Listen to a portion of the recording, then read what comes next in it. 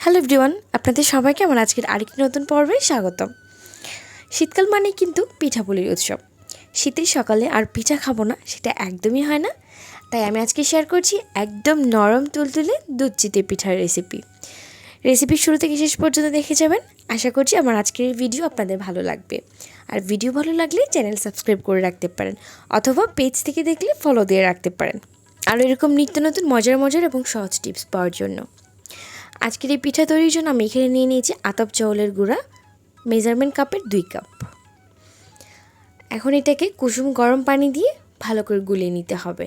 আর দিয়ে দিয়েছিলাম পরিমাণ মতো লবণ আর চালের গুঁড়াটাকে খুব ভালো করে মিশিয়ে নিতে হবে। আপনাদের যদি হাতের ভাঙানো চাল হয়ে থাকে, মানে ভিজানো চালের গুঁড়ি হয়ে থাকে, তাহলে কিন্তু আর গরম পানি দেওয়ার কোনো প্রয়োজন নেই। আমার চাউলের গুঁড়িটা যেহেতু বাজারের প্যাকেটের কিনা চাউলের গুঁড়ি ছিল, তাই আমি এখানে কুসুম গরম পানিটা দিয়েছি। পানিটা পরিমাণ মতো দিয়ে দিচ্ছি। প্রথমে 1 কাপ দিয়েছি, তারপর আরও দিয়ে দিচ্ছি 1 কাপ। আমার এখানে লেগেছিল 2 কাপ চালের গুঁড়োর জন্য 2.5 কাপ পানি। আর এখানে গরম পানিটা দেওয়ার কারণে বেশিক্ষণ ধরে চালের গুঁড়োটাকে ভিজিয়েও রাখতে হবে না। আর তাছাড়া পিঠাটাও কিন্তু খুবই সফট হবে আর ফুলকোয়া হবে। ভালো করে মিশিয়ে নেওয়া হয়ে গেলে এটাকে আমি রেস্টে রেখে দেবো 30 মিনিটের জন্য। আর আপনারা যদি এখানে গরম পানিটা না দেন, সেই ক্ষেত্রে এটাকে রেস্টে রেখে দিতে হবে 5 থেকে 6 ঘন্টার জন্য। তারপর এটা ব্লেন্ডার জারে ব্লেন্ড করে পিঠাগুলো তৈরি করতে হবে, না হলে কিন্তু পিঠাগুলো ফুলকো হবে না। আর তাছাড়া খেতেও ভালো লাগবে না, শক্ত শক্ত টাইপের হতে পারে।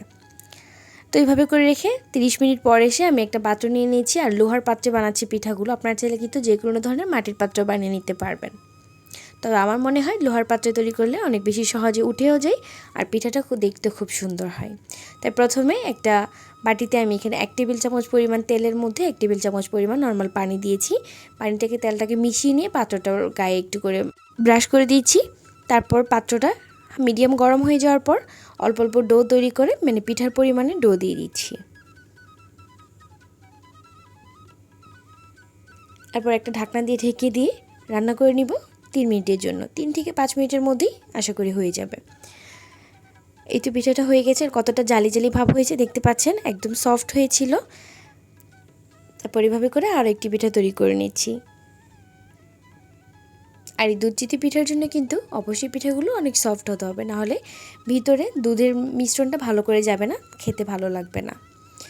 তো এইভাবে করে সবগুলো পিঠা তৈরি করে নেওয়ার পর অন্যদিকে আমি দুধটা বসিয়ে দিলাম। এখানে আমি নিয়েছি 1 লিটার গরুর দুধ। আর 1 লিটার গরুর দুধের মধ্যে 2 টুকরো দারুচিনি দিয়ে দিচ্ছি আর 2টা এলাচ দিয়ে দিচ্ছি।